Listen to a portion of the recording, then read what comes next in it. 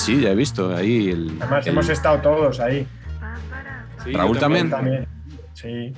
Sí, 2 veces he visitado yo a Galder con Trinche, como no, y la Lacho de las Pistolas, que es un súper anfitrión además. Una vez coincidí con Ardiles. Conmigo. Ah, Ahí coincidiste conmigo. Pero el que ha arrasado este año ha sido Patch en San Mamés, o eso se comenta en los mentideros, en el bocho. Bueno, ha sido exactamente de la manera inversa a lo que está usted comentando. O sea, básicamente se ha llenado todos los días menos el mío. Y un poquito así. La historia exactamente. Así que, pues en principio, gran éxito de crítica y no de público, en este caso. Que tiene sentido. ¿Quién va a ir a ver los anuncios, no? Claro, es que los anuncios es lo que pasa, rápido. Cambiamos. ¿No? Claro. Cambiar de canal, pues sí. Menos Pues aquí en YouTube, que esperemos que nuestra audiencia los retenga, ¿no? E incluso haga clic para ver el anuncio y así podamos monetizar un poco más. Hombre, una vez que he conseguido introducir el pin que me tenían que mandar, esto ya va, o sea, es un tiro monetario. Sí, todavía no hemos hecho no hemos recibido el primer ingreso, ¿no? Del señor YouTube. En principio no. Y en el caso de que en el caso de que lo reciba, ya veremos si comparto la información o no.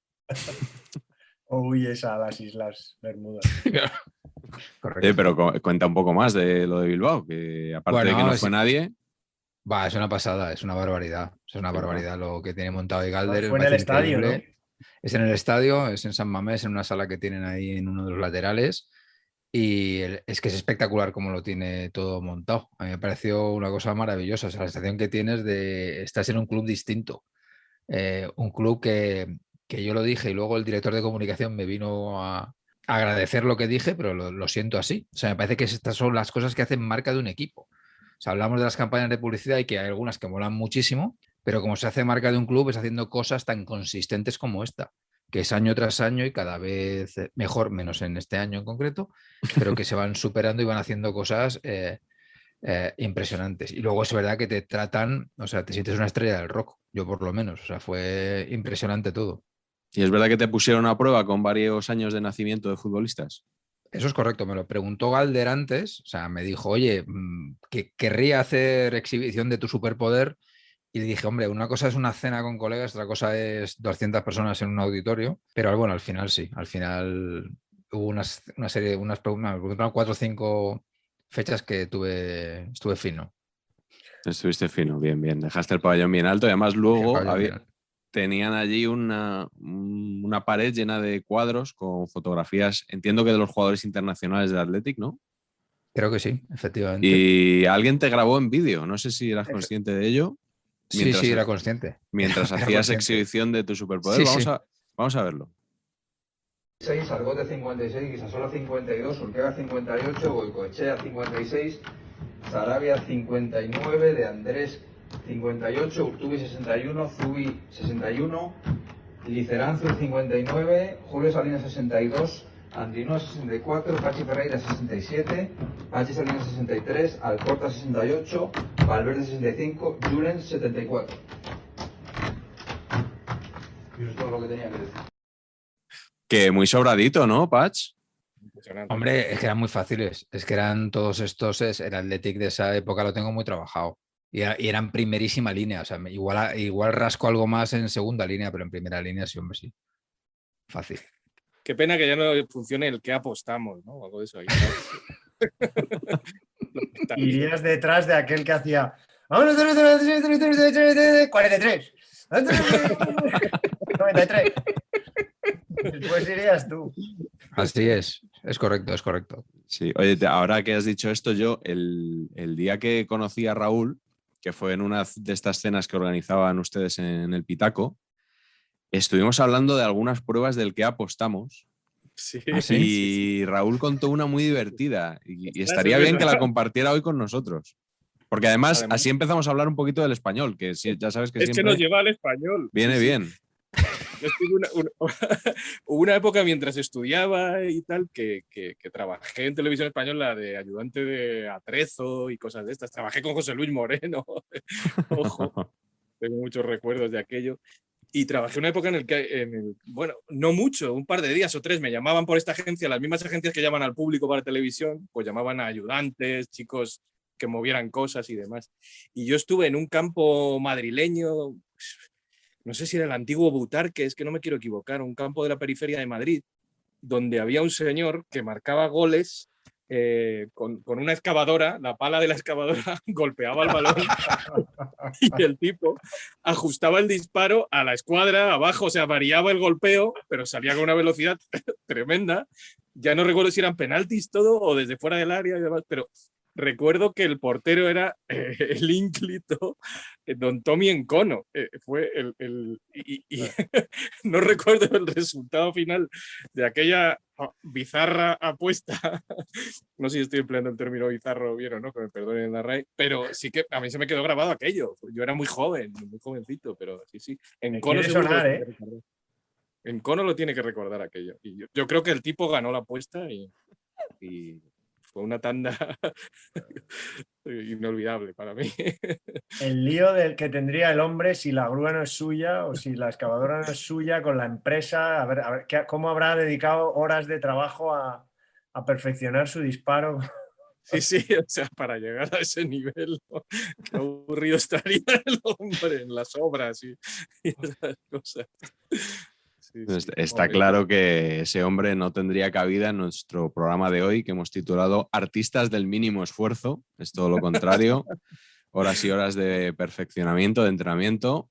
Y para hablar de estos jugadores tan peculiares que bueno, por dejadez, por su vida disipada, por conformismo, por lo que sea, no dieron de sí todo lo que podían haber dado. Para eso hemos invitado a Raúl Román, que ha tratado con varios de ellos. No es que Raúl sea vago, todo lo contrario, pero se ha especializado un poco en vagos. No Patch, sé. preséntanos tú a Raúl. Bueno, a ver, Raúl, yo creo que hay una cosa que me parece maravillosa de todo esto, es que si decimos, venga, ¿cuál es el mejor programa de deportes de la historia de la televisión española? Yo creo que el 85% de los encuestados dirían Informe Robinson. Entonces, venga, No. ahora, Yo no. tú no. ¿Cuál sería el tuyo? Mira, Luego lo diré. Perfecto. Entonces, una vez que tenemos acotado esto, ahora, ¿cuál es el mejor Informe Robinson de todos los Informes Robinsons que han habido y que habrán? Pues también el 85% dirían que el del Trinche Karlovich. Y qué casualidad que este reportaje en concreto está creado por este simpático caballero, amigo y persona súper divertida y que sabe un montón y que da gusto hablar con él, que es Raúl Román, del cual soy presidente de su club de fans. Emocionado y agradecido estoy, como Lina Morgan. Lo que corresponde. La televisión. Hombre, de José Luis Moreno a Lina Morgan, la línea. Claro, seguimos el que hemos cogido la linde. La línea Flixolay un poco, ¿no? De esto. Muchas gracias. Lo que sí que he tenido es la suerte de trabajar en Informe Robinson y tuve la suerte de contar una historia que luego podemos hablar de ello, Patch. Hombre, claro. Que nos llevó a conocernos, ¿no? Correcto. Y que a mí me hizo sentirme mal durante un tiempo porque sentí que te la había robado, además. Ya ves. No, pues cuéntalo ahora. Bueno, pues yo cuando hice el Informe Robinson del Trinche no sabía muy bien lo que daba de sí el personaje al principio. Se originó en un viaje de Gaby Ruiz, que hoy sigue trabajando en el Leeds United como miembro del cuerpo técnico, entonces era pues es un estupendo periodista, ¿no? Que trabajaba con nosotros. Él no era fijo en Informe Robinson, pero entraba y salía, y el primer año hizo un Informe Robinson sobre los orígenes de Leo Messi. Tengo la sensación de que me repito muchísimo y que esta historia la he contado muchas veces. No. Cuando vino Gaby de Argentina, creo que era el 2007, de filmar este informe sobre los orígenes de Messi, vino diciendo, en Rosario hay mucha gente de cierta edad muy colgados que dicen que hubo un tipo que fue mejor que Maradona, mejor que Messi, mejor que todos. Un tío con apellido así como eslavo, yugoslavo, de la antigua Yugoslavia. No había retenido él del todo el apellido. Yo decía, pues, si ni siquiera Gaby lo ha oído hablar de él, este tiene que ser muy, muy underground, ¿no? Y ahí rascando, bueno, hicimos lo de... empezamos a indagar, aquello hasta que se movió, pasaron años hasta que nos lanzamos a filmar. Yo, por el camino, hablé con Menotti y hablé sobre todo con Peckerman. Recuerdo una conversación por teléfono con Peckerman perfectamente. en la que él me decía que Karlovic era buenísimo y que jugando él en la primera Argentina, en Argentinos Juniors, iba a ver al Trinche que jugaba en Central Córdoba, en una categoría menos que él, que jugaba en su misma posición de 5, ¿no? De organizador. Y ya cuando yo tuve como agarrados a Menotti y a Pekerman, dije, ya sí que me tiro a contar esto, si 2 ex seleccionadores argentinos me están hablando así del Trinche. Y total, que bueno, ya avanzando, dándole al fast forward, cuando regresamos y hubo un cierto movimiento con aquello y tal, y yo miraba de vez en cuando en internet las reacciones de la gente, encontré un texto de Patch diciendo, no, si no me equivoco, señor Pacheco, que era el documental que a ti te gustaría haber hecho, ¿no? Y que te lo habíamos arrebatado o algo parecido. Qué feo. Si no me equivoco. Feo. Así fue, mis queridos amigos. Así fue. Y a partir de ahí entramos en contacto y... Correcto, y nos conocimos ahí. Correcto, fue así. O sea, la cosa es que aquí el señor Marañón, el señor Ranedo y el señor Oliva teníamos una tertulia los lunes en un Vips, en un Café Gijón en este caso, que se llamaba Los lunes de Karlovic, donde nos juntábamos y hablábamos de cosas absurdas, como que podía haber sido perfectamente un antecedente de lo que viene siendo este programa. Era un poco todo una cosa así. Y esto lo llamamos así porque yo estuve trabajando en Argentina y un día comprándome el Olé, a falta de marca, bueno es el Olé, en un suplemento de estos de domingo ponían varios... sí, correcto, unas color, digamos, ponían varios entrenadores argentinos y figuras del fútbol argentino, su 11 inicial de todos los tiempos de jugadores argentinos. Y entonces Pekerman ponía de medio centro a Karlovic. Y claro, yo conocía a todos los jugadores que decían los demás, menos Karlovic. Y llegué a la agencia donde yo trabajaba y pregunté, oye, a ver, contame, ¿quién es este Karlovic? Y nadie le sabía. Entonces empecé a investigar y descubrí esto, que era una leyenda y tal, y que Pekerman le iba a ver y por lo que se ve, jugando un partido de entrenamiento con una con una selección de Rosario contra la selección olímpica de Argentina, donde estaba Kempes y Killer y no sé quién más, pues que era una cosa que, o sea, un burreo acojonante, o sea, que se salió aquel día. Claro. Y entonces lo puso como medio centro titular de la selección de argentinos de todos los tiempos. Y me quedé flipado con el rollo este del tío que no llegó. A mí esas historias me gustan mucho.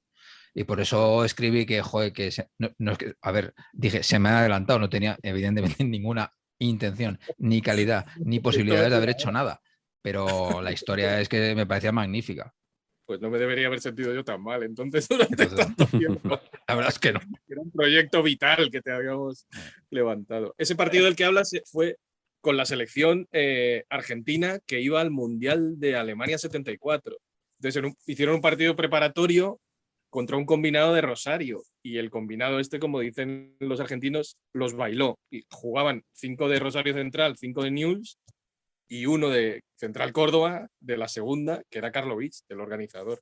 Y la leyenda cuenta que el seleccionador, que era el polaco Kapp, pues se acercó al banquillo del combinado rosarino en un momento dado y le dijo, oye, levantad el pie y decirle a Karlovic que pare ya, que nos está rompiendo. Sí, sí. Kempes jugaba ahí, Kempes no fue ese mundial, Kempes era el delantero de la selección rosarina, el día del combinado rosarino. Bueno, yo creo que ha llegado el momento de decir cuál es mi programa favorito, porque todo el mundo ha saltado esta parte del Trinche Karlovic para ver si por fin digo cuál es mi programa favorito de televisión, que es Maracaná 05 o 06, nunca me acuerdo de cómo era. Raúl ha estado en Informe Robinson, pero también ha estado en Maracaná. Sí, o sea, sí, todos sí, tenemos un pasado. Sí, sí, yo hasta cierto punto hablaré de mi pasado. Esto es necesario que lo vea el Imperio, sí, ¿no? Que diría de la Morena, ¿no?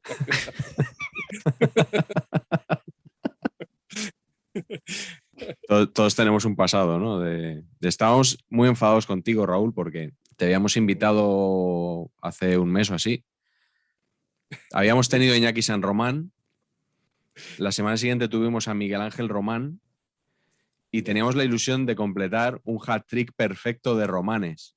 Y justo esa semana no sé qué te inventaste por ahí, que nos limpiaste, nos dijiste que no podías venir y ahora eso ya no lo vamos a poder conseguir nunca. Pues lo siento. Bueno, ¿Ves? Si es que al final me hacéis sentirme mal. Hubiera sido muy bonito. Además, dos tíos estupendos. Claro. Aquí y Miguel Ángel nos llamamos primo el uno al otro, pero no lo somos. Ya me gustaría. Pues lo siento, a ver. Nada. Y del vídeo de Maracaná no quieres añadir nada, ¿no? Pues, parafraseando a un personaje del que voy a hablar luego, me dan ganas de decir no comment, ¿no? Puedo decir. Yo era un redactor más de a pie que había hecho El Día Después durante mucho tiempo. Y en un momento dado hubo alguien en el programa que tuvo la idea de inventar un personaje en aquel Maracaná que mucha gente no recuerda, inventar un personaje que viajaba por Europa y este personaje serviría para mostrar distintas ciudades europeas en un vídeo así medio loco y entrevistar a futbolistas de equipos de Champions que fueran a jugar contra equipos españoles. Y este tipo se llegó a la conclusión de que era un mendigo al que le tocaba la lotería. Se dio una cabecera para el personaje que yo rodé maquillado, porque al final acabamos diciendo que este personaje era yo. Llamaba Colocho, porque mis pelos recordaban a los de Colochini, el aguerrido central. Sí. Y bueno, yo hice un piloto como pensando, esto no va a ir a ninguna parte. Se rodó una cosa aquí en Madrid, no recuerdo ahora qué fútbol, con un futbolista del Castilla, cuyo nombre no recuerdo, y haciendo en Madrid lo que luego haríamos en otras ciudades de Europa, pero gustó. Paco González dijo que sí, que para adelante. Aquello fue todo muy loco, no tenía ni yo la suficiente vis cómica, ni aquello tenía guión. Yo sufría muchísimo, pero bueno, viajé a Atenas y estuve con Rivaldo. Bueno, oye. En Bucarest hicimos una cosa muy loca en la que yo cantaba Drácula Yeye. Y bueno, no sé, una locura que afortunadamente no existían las redes sociales y está prácticamente todo perdido, menos un par de vídeos y alguna foto en internet. Algún compañero ha querido rescatarlo, aquello fueron 4 o 5 programas. Y las cintas están guardadas por ahí bajo 7 llaves. Claro. Y yo no he permitido que eso salga a la luz. Hasta es algo hoy. de lo que me arrepiento bastante, pero bueno, ahora vosotros lo habéis vuelto a sacar a flote y bienvenidos.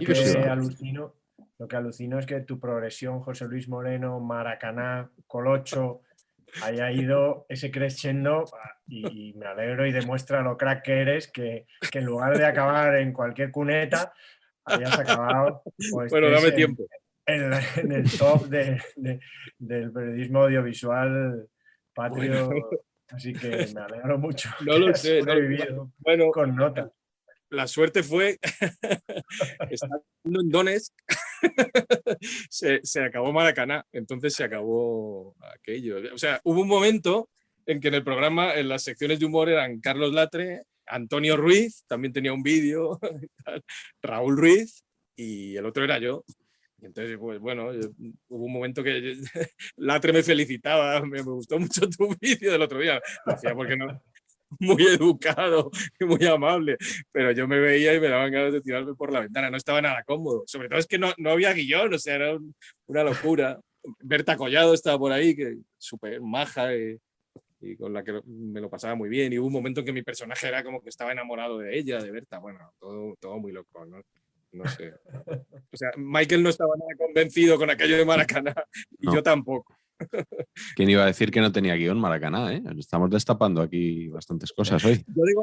Yo hablo de mi sección, sobre todo. O sea, claro. Lo que a mí se me ocurría, que muchas veces era viajar con el realizador y el cámara a una ciudad y ponerte ahí a desbarrar con una cerveza de por medio, haciendo el guión. En fin, muy... Afortunadamente no queda mucho rastro de aquello. También te digo que yo entiendo que Pedrerol es visualizador habitual de este su programa, ¿no? Y en un momento dado yo creo que te va a venir una oferta para la resurrección de Colocho en el Chiringuito, ¿eh, Raúl? O sea, me parecería bastante adecuado. O con un spin-off, como han hecho con Edu Aguirre, ¿no? Correcto. Con carcasa de teléfono. Bueno, yo... ¿Habéis visto esa noticia hoy? No. Es maravilloso sí, eso. Sí. Leído. Sí. La Casa de las Carcasas ha llegado a un acuerdo con Chiringuito para hacer carcasas de móvil de los personajes, de los mejores personajes, los mejores contertulios de Chiringuito. Pero esto, hace poco lo hablábamos, me parece, con Pachi, con Pachi y con Miguel, que, o sea, yo he viajado, yo qué sé, a Cuba y la gente, eres español, sí, tal, ¿y qué te parece lo que dijo Cristóbal Soria el otro día? O sea, es alucinante la capacidad de extensión y de penetración que tiene, y admirable, vamos, el Chiringuito, que tú vayas a un pueblo perdido de Cuba y los cubanos se pongan a hablarte de Cristóbal Soria y Tomás Roncero y demás, a mí no deja de sorprenderme. Bueno, vamos con la primera pregunta. Yo creo que vamos a batir el récord de máximo tiempo sin hacer una sola pregunta. Sin empezar. Sin empezar, realmente. Así que, bueno, yo creo que tampoco son muy necesarias. Un día podríamos hacer el programa sin ninguna pregunta, simplemente ir divagando. Carleto, tú que has estado más callado hoy, vamos a empezar contigo. Dime cuál es tu futbolista que podía haber sido más, pero no quiso. Joder, pues yo lo he hecho un poco para justificarme. He tratado de compensar, como he visto un poco por dónde vais vosotros, para que no nos quedara muy madridista. Había empezado por elegir un barcelonista. Y es un barcelonista al que yo no vi jugar, pero he leído cosas sobre él. Y me parece que a lo mejor no es súper representativo, pero un poco por compensar tanto blanco que vais a desgranar vosotros. Había un futbolista en los años 70 que era Martí Filosía, que al parecer era muy, muy, muy buen futbolista. Pero que por lo que sea, creo que en 9 temporadas en el Barça jugó 80 partidos. Por lo que sea. Por lo que sea. Por lo que sea era básicamente pues que era demasiado fino para la época, ¿no? Demasiado fino, demasiado estilista, demasiado poco aguerrido. Dicen que le quitaba el puesto Zaldúa, que era un navarro aguerrido, goleador, y que él, bueno. Y es uno de esos futbolistas que en cuanto dejó el Barça, de esos, fíjate, yo creo que hay muchos, no he querido indagar más, pero hay muchos futbolistas como del Barça, ¿no? O sea, que si no juega en el Barça, ya no juega en casi ningún otro sitio. Que eso es una cosa muy rara, no pasa. Cuando uno juega en un equipo grande, luego va a equipos pequeños y normalmente juega. Pero en el Barça hay muchos futbolistas que solo vale para el Barça. Yo luego voy a decir uno también, de esta estirpe. Sí. Y este Martí Filosía, pues al final tuvo un enganchón con Rinus Michels, que llegó un poco a poner un poco de orden. El Barça llevaba muchísimos años sin ganar nada. Él sí que yo creo que estaba en la plantilla de la Liga del 74, la primera de Cruyff, pero vamos, muchos años sin ganar nada. Y se marchó. Y jugó, creo, un poco en el San Andreu y ya no jugó más y desapareció. Y puso una tienda de antigüedades, que eso es lo que me encantó. Qué bueno. En la Costa Brava, en el Ampurdá. El Ampurdá viene a ser como un lugar, Patch lo conoce bien, no sé si vosotros también, pero viene a ser como un lugar bastante top. Es un lugar playero, tienes también sus zonas un poco más canallas, un poco más turísticas de extranjeros y tal, Lloret, Tossa, pero viene a ser un sitio como bastante tranquilo, bastante alejado de lo que a un futbolista le gustaría, ¿no? Pero Martí Filosía acabó y sí ha seguido teniendo es un jubilado, su mujer se metió en política, era de CiU, bueno, un catalán como muy prototípico del Ampurdán, de tranquilidad y tal. Y en realidad he elegido a este porque a mí lo que me hubiera gustado es hablar de Pintiño, que era un jugador del Sevilla. Os voy a recomendar que busquéis un artículo de Alfredo Relaño de 1984. Yo ya me acordaba de Pintiño, creo que lo hablamos el otro día, ¿no? Como que era un futbolista que yo recuerdo que era muy fino, así obviamente era brasileño negro, perfecto para Sevilla y perfecto para esa ciudad y nada más, ¿no? Pero yo me acordaba que las había liado. Y el otro día, pues buscando cosas, encontré un artículo en el que Alfredo, cuando estaba en El País, hizo un paralelismo entre Pintiño y Mágico González. O sea que no podía estar yo más acertado en mis recuerdos, porque sí que no recordaba eso, no recordaba que fuera tanto al extremo, ¿no? Pero sí que Pintiño era de esos futbolistas que, vamos, que no iba a entrenar. Un día, solo cuento una anécdota, como le pasaba a Mágico, fueron a buscarle a su casa. Y cuando le abrieron, él dijo, sí, yo sé que tengo que ir a entrenar, pero es que el míster me dijo que tenía que dormir 8 horas y como me acosté a las 5 de la mañana, pues me iba a levantar a mi hora y ya iría al entreno a lo que llegara, ¿no?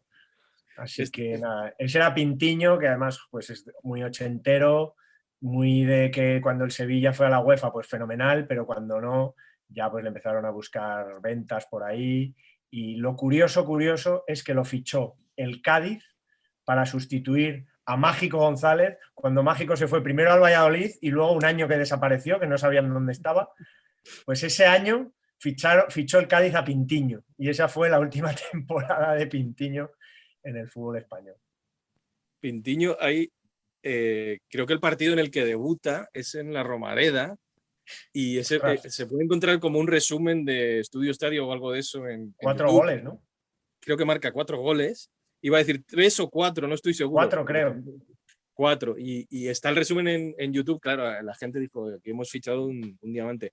Y hay una entrevista post partido que hoy sería prácticamente inemitible, políticamente muy incorrecta, porque el periodista destacado en Zaragoza, supongo, el periodista deportivo de Televisión Española que cubrió los partidos de Zaragoza, le hace unas preguntas a Manolo Cardo en las que a Pintiño le llama moreno continuamente, cosas así.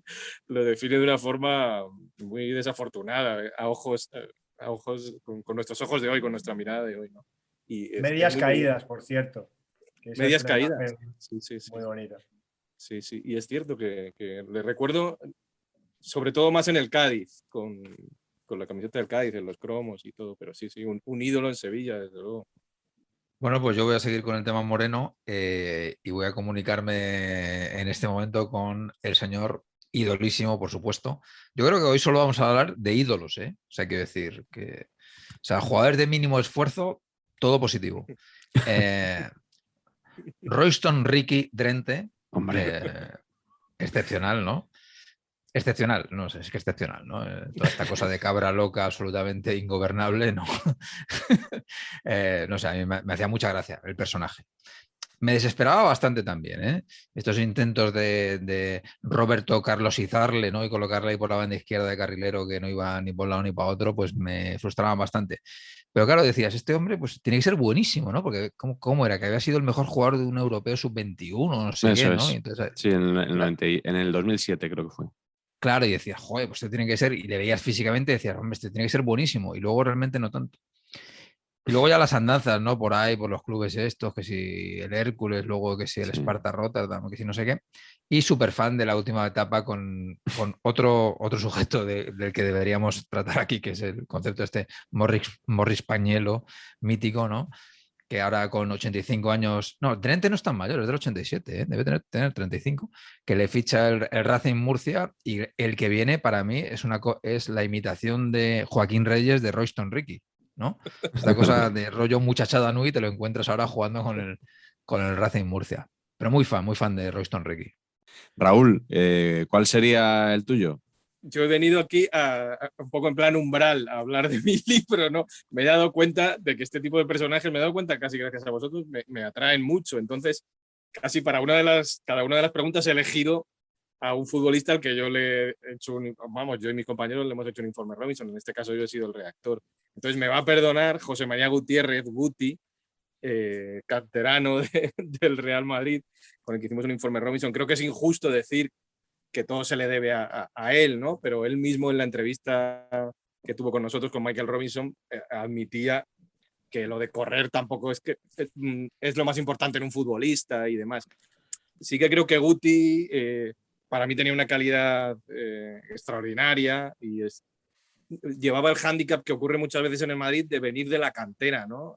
Se crean como mucha expectativa en ocasiones sobre algunos jugadores, pero el aficionado del Madrid los mira como con recelo. Además, ese tipo de jugador así como bien parecido, rubio, que parece que no corre mucho y demás, tiene que salvar como más barreras, más obstáculos.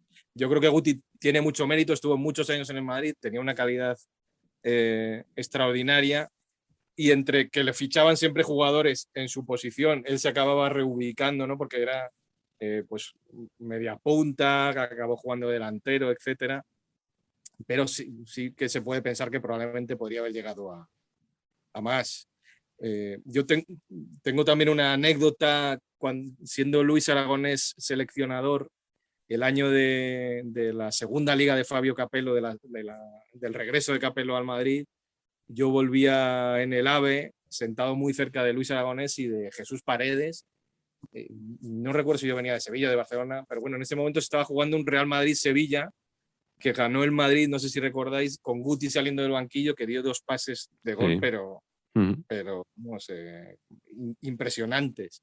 Y se hablaba de la posible vuelta de Guti a la selección y tal. Y yo recuerdo a Paredes, mientras yo miraba internet en el móvil y demás, y él iba oyendo el partido por una radio y hablaba con Luis. Yo intentaba poner la oreja y Paredes hacía gestos de Guti, Guti, Luis, como la que está liando y demás. Y Luis no contestaba, ¿no? Con su típico gesto. Más allá de todo eso, lo que tengo que decir es que tengo un recuerdo maravilloso del informe Robinson con Guti, que se portó con nosotros genial. Y, revisitamos Torrejón con él, volvió a su antiguo colegio, a la tienda donde había comprado sus primeras botas, se reencontró con su primer entrenador, su madre nos preparó una tortilla de patatas maravillosa y estuvo muy bien. Y justo él estaba lesionado, aprovechó una lesión para hacer el programa, yo creo que sin el conocimiento absoluto del club. Y el reportaje se emitió y la siguiente jornada él regresó, me parece, o llevaba muy poco jugando, y fue el famoso taconazo de Guti en Riazor. O sea, esto se emitió entre semana, el programa, no sé si un jueves, y el sábado Guti daba el taconazo, que no pudimos meter en el reportaje, pero fue tremendo. Sí, sí. A Benzema fue, ¿no? A Benzema. En Riazor. Sí. En Riazor. Que no sé si fue el año que el Madrid vuelve a ganar en Riazor por primera vez ni se sabe. Probablemente. El año de Pellegrini, el año que Cristiano Ronaldo llevaba el 9. El último año de Guti, ¿no? En el Madrid. Claro. Y yo vi en casa de Guti con sus padres, sus hijos, Zaida me parece que se llama su hija. Que es influencer ahora, ¿no? Que es influencer, y con ellos estuvimos en un concierto de Pereza con Guti y con sus hijos en el Circo Price. Y recuerdo ver ese Barcelona-Real Madrid, que fue igualadísimo, el Barça de Guardiola contra el de Pellegrini, y ganó el Barça con un gol de Ibrahimovic. Sí, lo recuerdo perfectamente, fue toda una experiencia. Ahí ya se veía que Guti iba a ser entrenador. Salí convencido por la forma en la que vivió aquel partido. Bueno, que de hecho le estamos llamando Guti, pero como entrenador él pidió que se le llamara José María Gutiérrez. Patch, Claro, bueno, tú que eres el experto en cuestiones de naming, ¿esto qué te parece? Muy bien, una decisión extraordinaria me parece. Sí, igual que me parece una decisión lamentable el concepto Guti-Az en la camiseta. Por supuesto. Eso sí me lo podía imaginar. Sí, lo comentamos. La Z de Zaida. La Z de Zaida, eso es. Y de Aitor, que era el hijo. Bueno, yo le voy a hacer un homenaje a nuestro amigo Sergio Cortina. Es verdad que yo también he elegido un madridista, como bien decía Carleto. He estado pensando precisamente para que no oliera tanto a blanco. Pero bueno, al final Casano es un jugador cuyo paso por el Real Madrid fue testimonial, ¿no? Y bueno, ya que nos acompañó Cortina en el primer programa de Saber y Empatar y tiene ahí su canal Dieta Casano, quería recordar un artículo, yo también, este no es de Relaño, pero es también del País, que escribió Enrique González en sus míticas historias del calcio que tantos aficionados tiene y entre los que yo me encuentro a la cabeza, que solo el título ya me parece extraordinario, que es Antonio Casano, poeta. Enrique González es verdad que tiene 2 artículos más o menos parecidos de 2 jugadores del calcio de aquella época. Uno es este de Casano y otro es Adriano, el emperador, que también podría tener cabida en este programa. Pero este de Antonio Casano, poeta, a mí me gustó porque empezaba hablando de poetas, de verdad, o sea, de Baudelaire, de Rimbaud. A mí estas cosas, pues claro, me gusta leerlas cuando tiene sentido, no cuando ves que el autor está tratando de demostrar de lo oculto que es, ¿no? Estaba bien traído porque de ahí pasaba a Cruyff, a Pelé, a Beckenbauer, y de ahí pasaba a los que él decía que eran los 2 poetas del calcio de la época, que eran totalmente opuestos: Kaká, joven del Milan en aquella época, y Casano, que estaba en la Roma, y decía que Casano era Casano, no sé si decía que era gordo, que era estúpido, tenía algunos adjetivos de esos.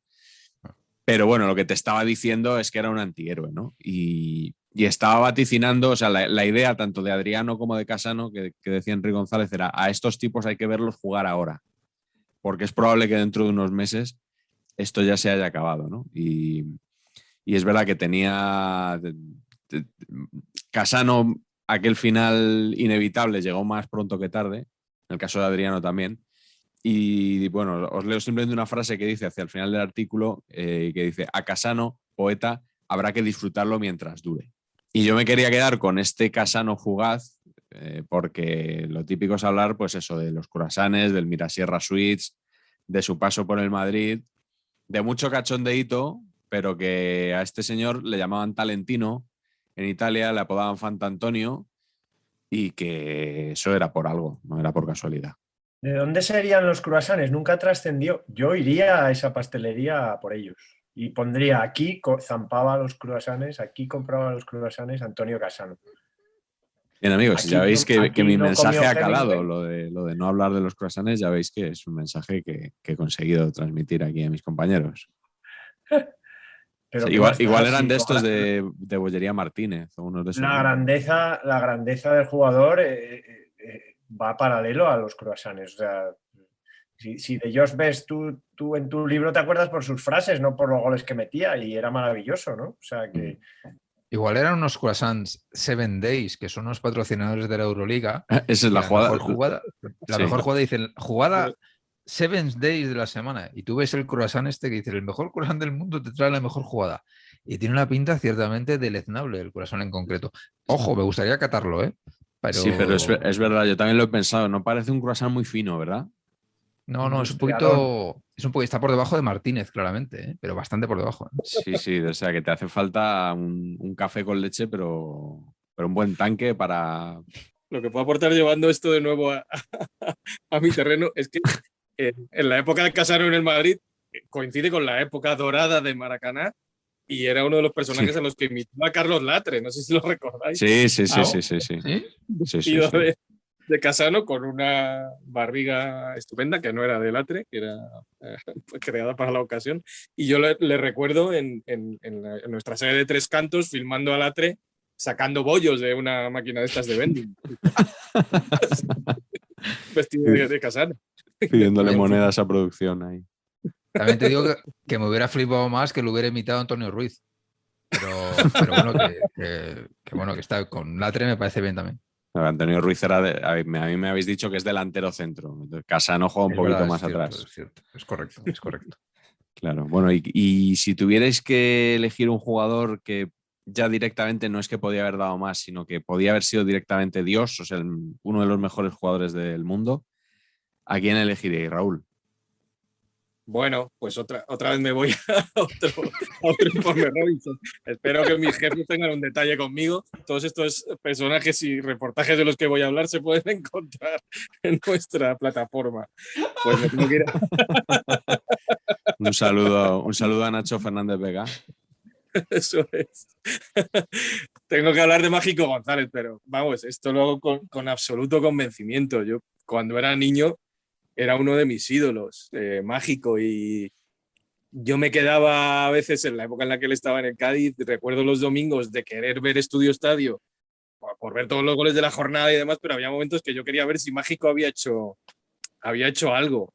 Entonces, yo no debería tenerle ningún afecto a Mágico porque ha sido una de las personas que peor me lo ha hecho pasar en el apartado profesional en mi vida. Nosotros viajamos a El Salvador por hacer un informe con motivo de sus 60 cumpleaños.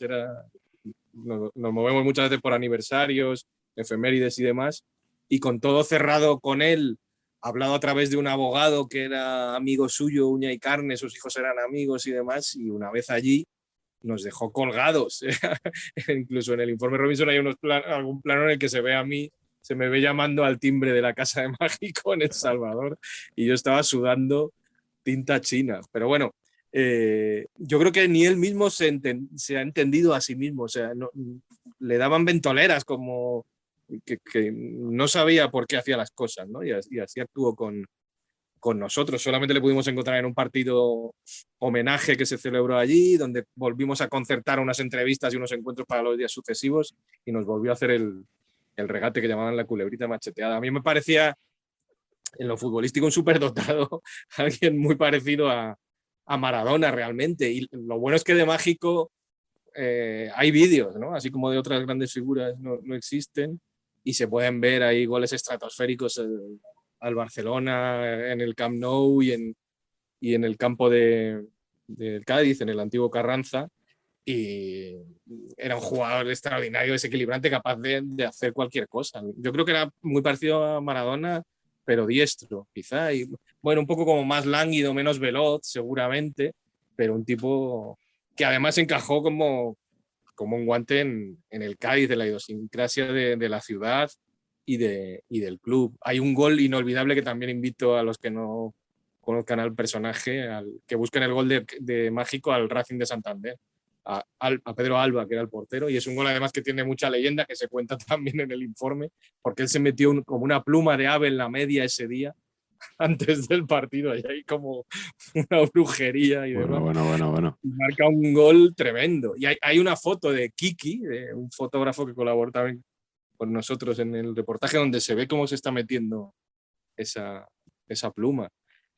Bueno, de verdad podía haber sido mucho más. Además, coincide con mi niñez, cuando él juega al Mundial 82. No le recuerdo en el 82, pero sí que posteriormente fue uno de esos jugadores que se quedó en España a jugar después del Mundial. Y bueno, no me alargo más, pero me parece que Mágico sí que tenía de verdad las condiciones como para haber sido, pues eso, un Balón de Oro de hoy en día. Yo recuerdo un gol al Barça extraordinario.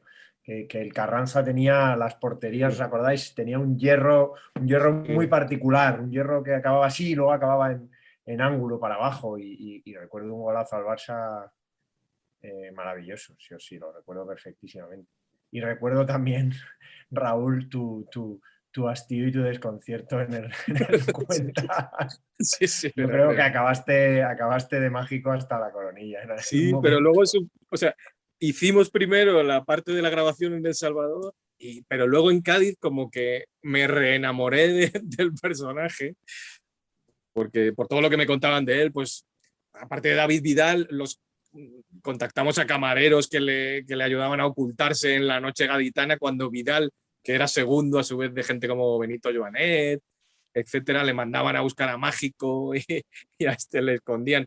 Muy amigo de los niños de la ciudad, tenía además un niño que ahora es adulto, que aparece en el reportaje, que pues tenía acondroplasia, lo que llamamos un enano, que le acompañaba muchas veces a Mágico a todas partes. Le pusieron un mayordomo, que así le llamaban en Cádiz, una persona como que estaba pendiente de que no saliera mucho, le hacía la comida y demás. Y cuando le cedieron a Valladolid, como comentabas antes, el mayordomo, que era profundamente gaditano, se fue también con él a Valladolid y lo pasó tan mal como Mágico. Estaban los dos deseando volver de Pucela. Y la verdad, o sea, como personaje y como historia es maravilloso, Mágico. No le guardo ningún rencor. O sea que a mí me daría igual, pero sí, es muy grande. Pach, ¿cuál es tu jugador? Pues mi jugador está por debajo de Mágico, claramente, pero en lo que viene siendo el entorno YouTube repeticiones, a mí me parece que este hombre es lo máximo, que es Adel Tarabt, que también vimos el otro día un sucedáneo de Tarabt con el Benfica en el Camp Nou, en la Champions un ratito, que le pegó un codazo a no sé quién del Barça bastante importante.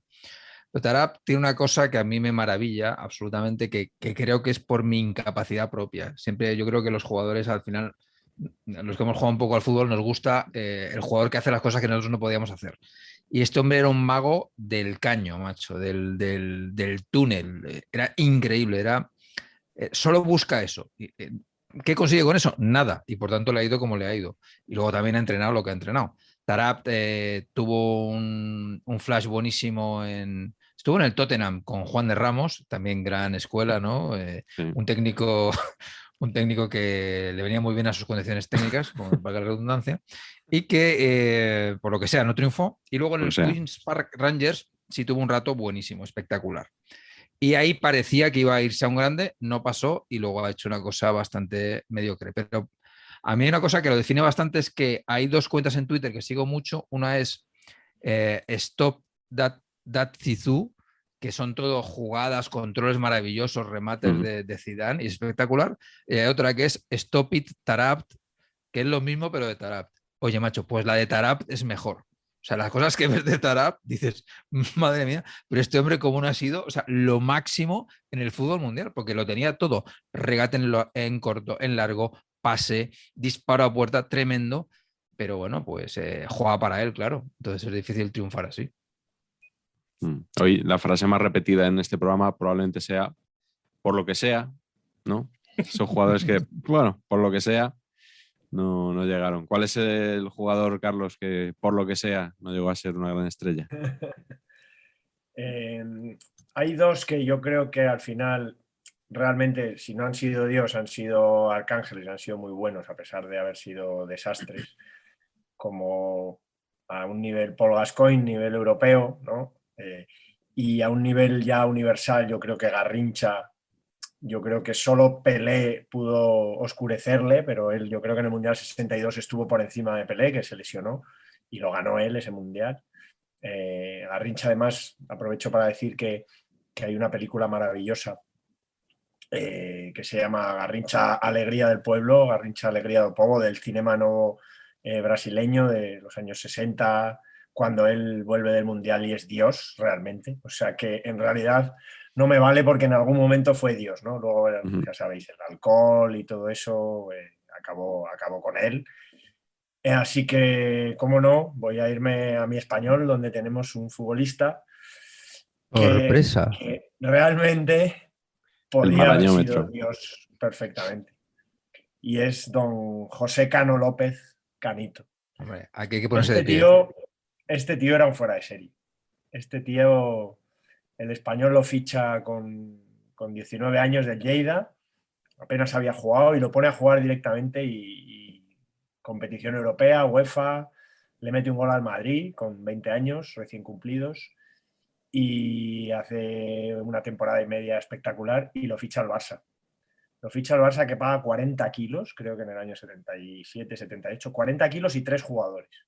Y ahí empieza un poco lo que es, que yo creo que también este programa realmente, por un lado hay como los, vamos a decir, los bohemios, lo hemos llamado bohemios, ¿no? Le hemos llamado Sí. futbolistas.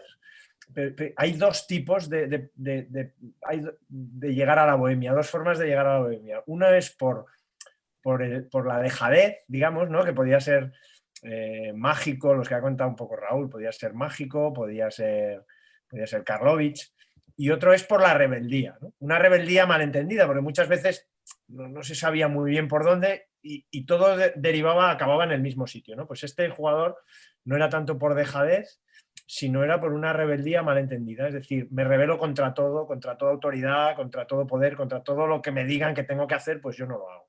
Y él en el Barça pues no lo pasa bien, pues porque no está a gusto, probablemente está más acostumbrado a un club pequeño como el Español y bueno, llega incluso en un célebre momento que yo creo que ya hemos comentado, llega incluso a celebrar un gol del Español en Alicante contra el Hércules, que supone la salvación, lo celebra en un partido creo que contra el Athletic de Bilbao en el Camp Nou, lo celebra ostensiblemente, cuando se produce con el marcador aparece el resultado, ¿no? Esto fue, digamos, probablemente su punto más alto. Luego pasó por la selección, Cuba lo selecciona, y a partir de ahí vuelve al Español. En el Español no acaba de sentirse cómodo también, empieza, yo creo que hay probablemente flirteos con las drogas, y se va al Betis. Y en el Betis empieza fenomenal, y era un jugador que podía jugar de libre, podía jugar medio centro, disparo de media distancia, la verdad que era extraordinario. A mí mi padre me ha dicho cosas de él como que era un fuera de serie, un portento físico además, elegante, un jugador como más europeo, ¿no? Y él en un momento en el Betis se le cruzan los cables y porque no está a gusto, no, el entrenador no acaba de eso, perdona una ficha que tenía de igual 15 millones de pesetas, la perdona, en aquel momento con eso te comprabas varios pisos, la perdona y se va como en rebeldía y se va al Zaragoza casi, pero perdonando el dinero por la mitad de la mitad de la mitad, unas cosas, historias rarísimas que ahí derivaron en su en lo que luego fue, que bueno, el pobre hombre falleció al tiempo y llevó una vida complicada, ¿no? Pero era un poco lo que digo, era más por rebeldía que por no querer entrenar, ¿no? Él no quería entrenar porque era vago o porque no le apeteciera, sino porque pues, su forma de conocer la autoridad era un chico, yo creo, que no tenía padres, de la inclusa, ese tipo de experiencias vitales que te llevan a otra cosa, pero como calidad una auténtica maravilla. Y por eso se le recuerda, sabéis que el español llama grada Canito a su grada de animación y que es un mito, ¿no? En parte por aquella celebración del gol vistiendo la camiseta del Barça, pero sobre todo porque fue un genio incomprendido en su época y un dandy. Así que nada, José Cano Canito, que podía haber sido Dios, y el pobre se quedó en la cuneta. Y cuyo nombre ha salido muchas veces en reuniones de nuestro programa, como posible personaje. A ver si algún día. Qué bueno, qué bueno. A mí después de esta historia que has contado, me sabe un poco mal pasar al jugador que había pensado yo, pero bueno, que es bastante mainstream al lado de Canito. Yo me he quedado con Ronaldinho. Ronaldinho fue el mejor jugador del mundo durante un breve periodo de tiempo, con lo cual sí que llegó ahí a la cima, pero yo creo que tenía condiciones para haberse quedado mucho más y haberlo sido durante mucho más tiempo. Fíjate que cuando él llega al Barça en el año 2003, después de esa campaña electoral, en la que Laporta promete fichar a Beckham y se lo levanta el Madrid y acaba fichando a Ronaldinho. Y con el paso del tiempo, bueno, ya sabéis que yo en este programa comparé a Beckham con Çalhanoğlu, por tanto, creo que la jugada maestra de Laporta fue importante, ¿no? Ganó las elecciones con Beckham, pero luego al que trajo fue a Ronaldinho, que era bastante mejor. Y que de hecho a mí me sorprendió que Ronaldinho, yo le tenía por un jugador, bueno, vistoso y tal, pero estaba en el PSG de aquella época, que no era gran cosa. Y me sorprendió enseguida cuando llegó al Barça lo bien que empezó a rendir tan pronto, ¿no? Partido del Gazpacho y todas estas cosas. Y luego tuvo su época de, pues eso, llegó a ganar el Balón de Oro sin haber ganado la Champions con el Barça aquel año, creo que fue 2005. Su gol de chilena, en fin, digamos, todos los pasos que se le exigen al crack, ¿no? Para triunfar. Y luego, de repente, pues empieza a caer en la intrascendencia y desaparece, se relaja.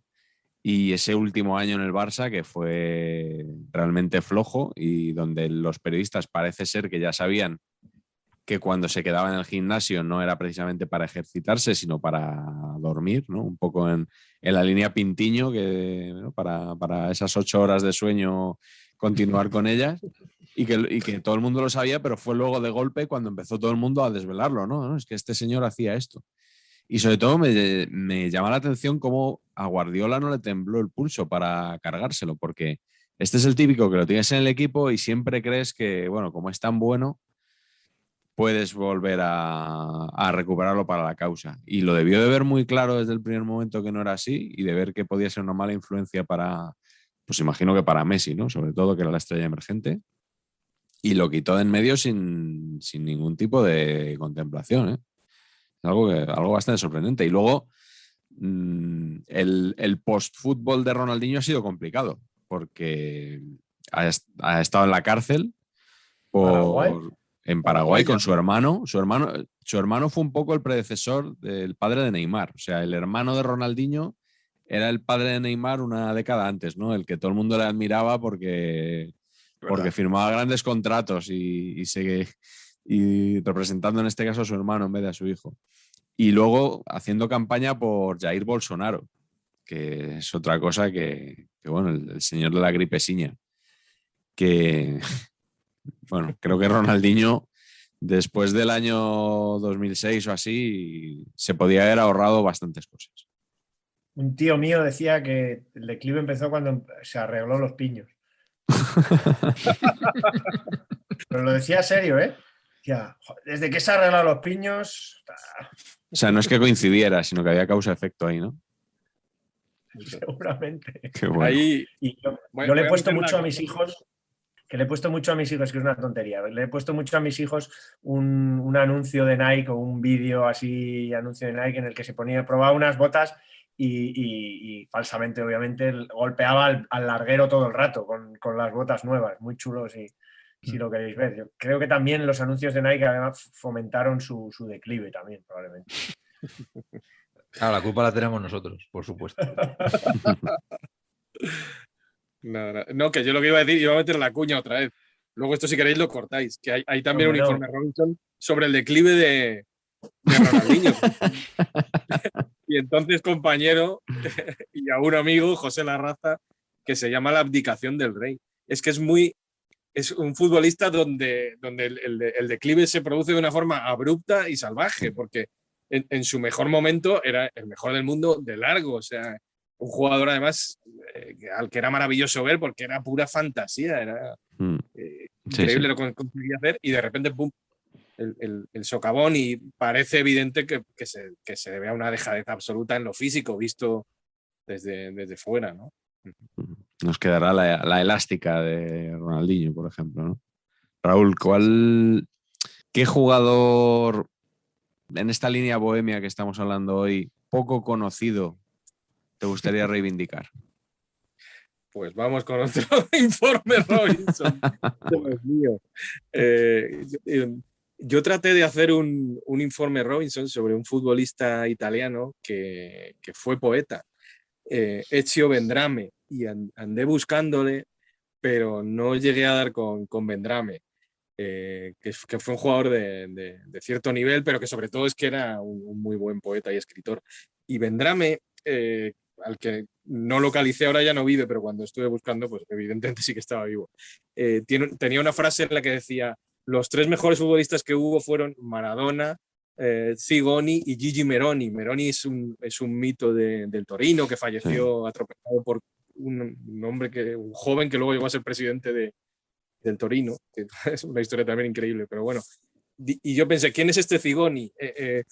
Gianfranco Zigoni es un personaje que estaría más en la línea de lo que hablaba antes Carlos, en cuanto más rebelde que bohemio, digamos, ¿no? Aunque también tenía ese aire bohemio y le gustaba escribir algunas cosas, pero él empezó jugando en los 60 en la Juventus, en la Juventus de Sibori del Sol, era un jugador nacido en el norte, en Oderzo.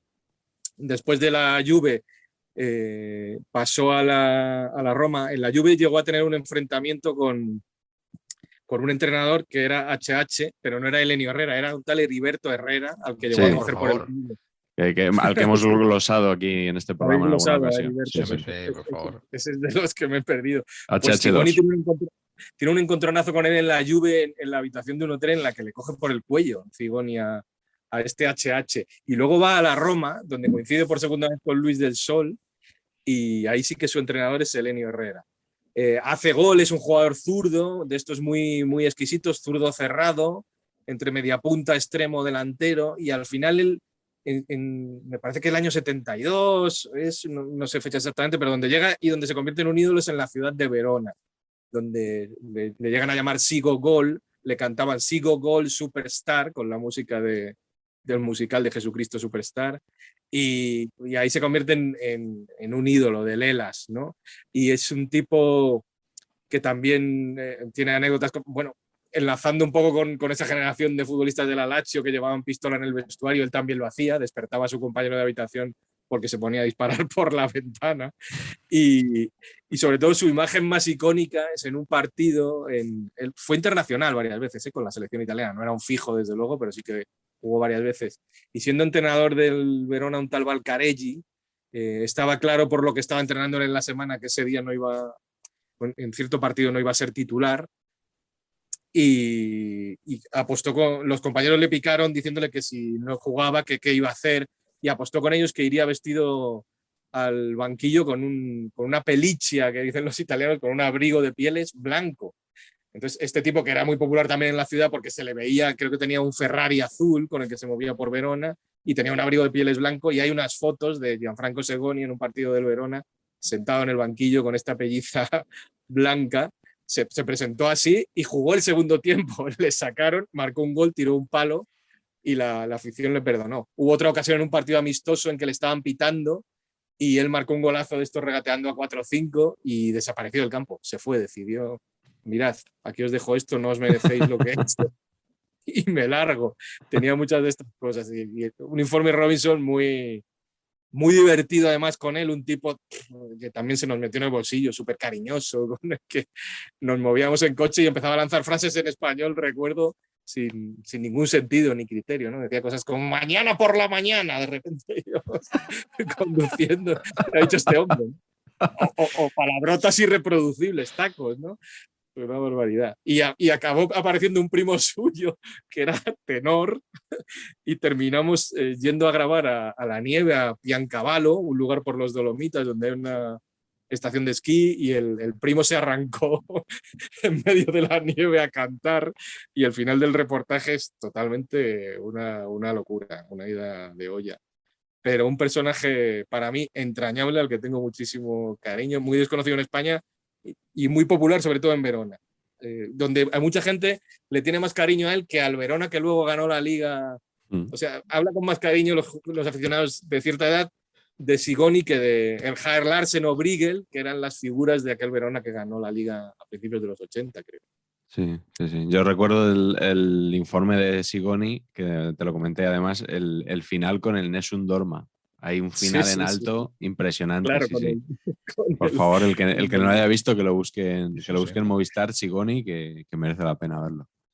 Luego, que tanto Sigoni como muchos de los que hemos comentado son zurdos. Eso, si hiciéramos un repaso, probablemente un porcentaje altísimo son zurdos. ¿Y el que has pensado tú es zurdo o no? El que he pensado yo, pues fíjate que no lo sé. Yo creo que no. Pero no lo sé seguro. Porque no era tan genial, yo creo, pero sí que a la postre ha sido un genio en otros ámbitos. Y como uno que me toca es el mío, aquí no me voy a tirar por los pericos, no os preocupéis, pero sí que me voy a tirar por el cine. Y yo creo que merece la pena recordar el paso por el fútbol del señor Elías Querejeta. Que bueno, él yo creo que le ha dado importancia al gol que le metió al Real Madrid, que no es un gol inventado, es un gol cierto, verídico, de la temporada 55-56, creo. Hizo pues, probablemente uno de los sueños, bueno, de cualquier futbolista, te diría, de los antimadridistas y también de los madridistas, porque como he comentado alguna vez, si eres madridista, ganarle al Madrid es lo más grande y debería ser, ¿no?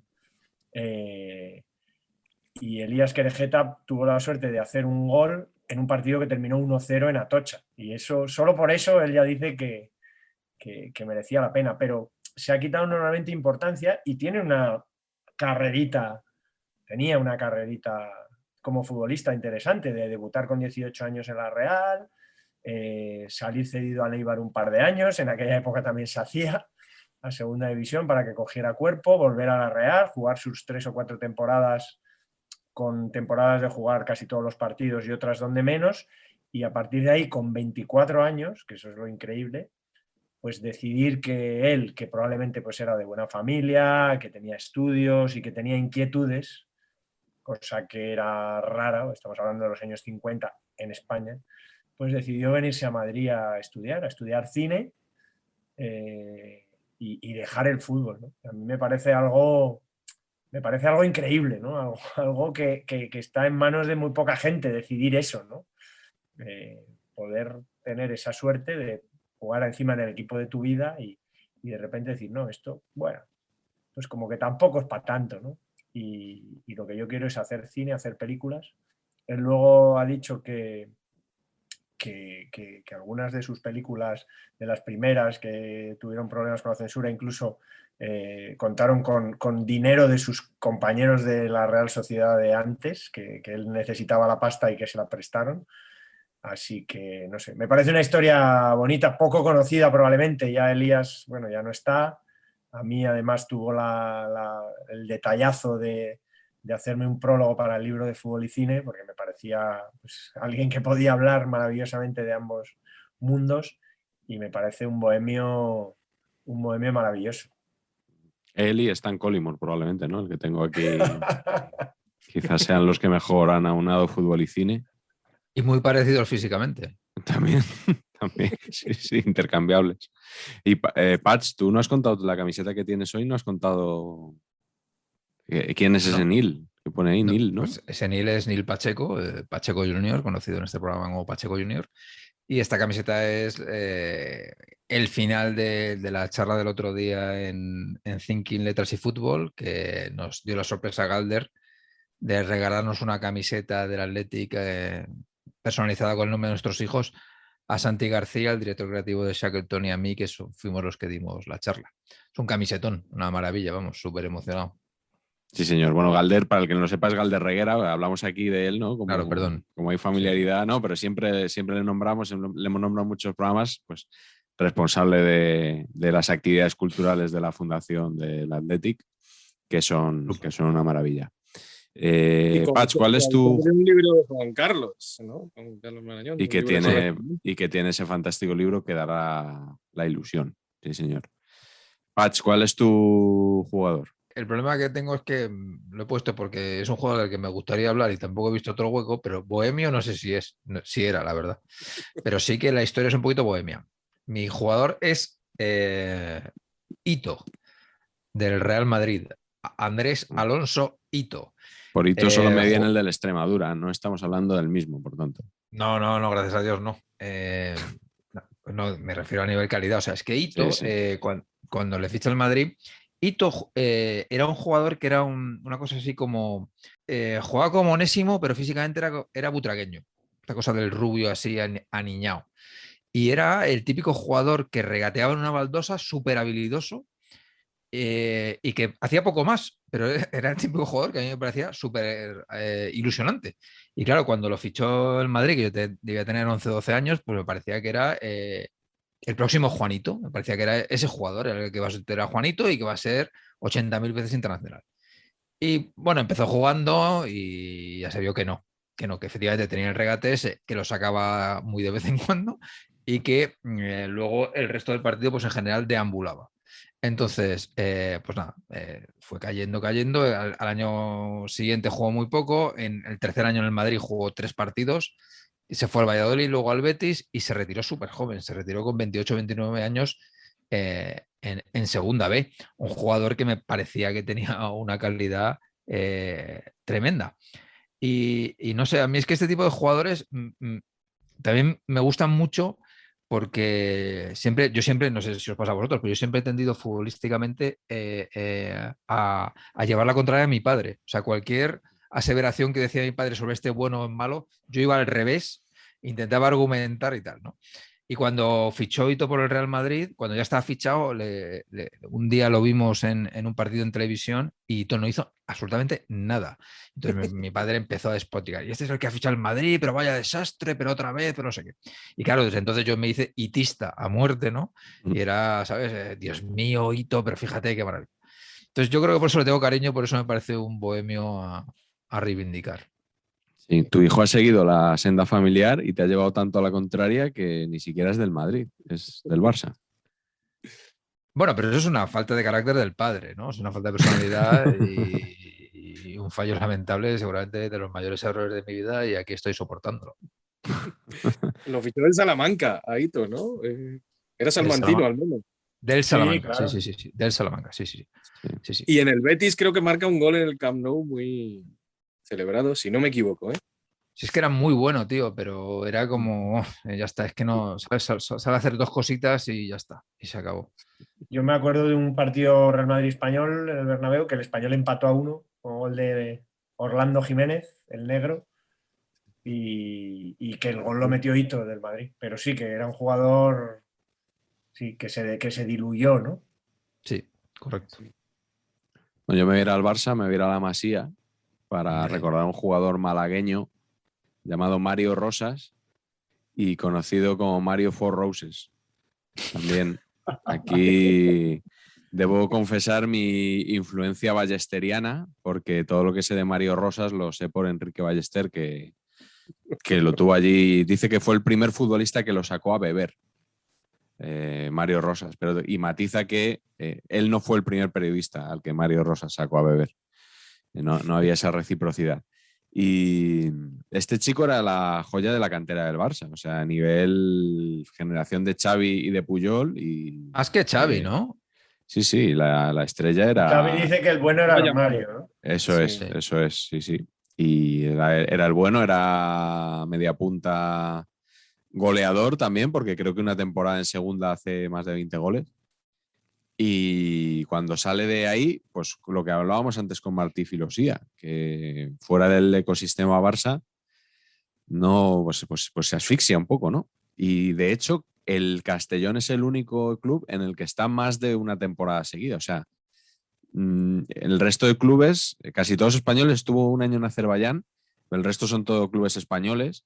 Y el único en el que está 4 temporadas es el Castellón. Y contaba Enrique que claro, que adaptó su juego, que empezó a jugar unos metritos más atrás, más de organizador y elaborando más el juego, y que ahí lució mucho más que en la media punta. Y sobre todo cuando le he dicho a Enrique que iba a hablar de él, me ha dicho, deja claro que aunque Mario Rosas salía y bebía, sabía beber. Que esto es importante. O sea, no bebía a lo loco. O sea, sabía lo que se hacía este jugador. Un encajador. Perdón, que en muchas Vale. grandes generaciones de estas de cantera, pasa en la generación de Iker Casillas, siempre hay uno que era el que estaba llamado y no Eso. llegó. El bueno era, esa sería otra frase, ¿no? El bueno era, si rascas un poco ahí en grandes generaciones de cantera, siempre hay uno Sí. que parecía el más llamado y que no llega. No siempre, quizás, ¿no? Pero con mucha frecuencia. Sí, sí, sí, es verdad. Ese tiene otro programa, ¿no? El bueno era, se podría Sí, titular. sí, cierto. Bueno, en la línea un poco de estos jugadores tipo el Trinche Karlovic, de los que no se sabe mucho, que hay ciertas sospechas de que puedan ser más leyenda que realidad, o simplemente que sean poco conocidos, ¿con cuál os quedaríais? Raúl, yo imagino que tú obviamente te quedas con el Trinche, no sé si quieres añadir algo más a lo que has contado al principio. Bueno, no sé qué más añadir. el, el, el Trinche, una de las ventajas, al final fue una ventaja, creo, lo que nosotros entendíamos en un principio como un inconveniente, es que no había imágenes de él.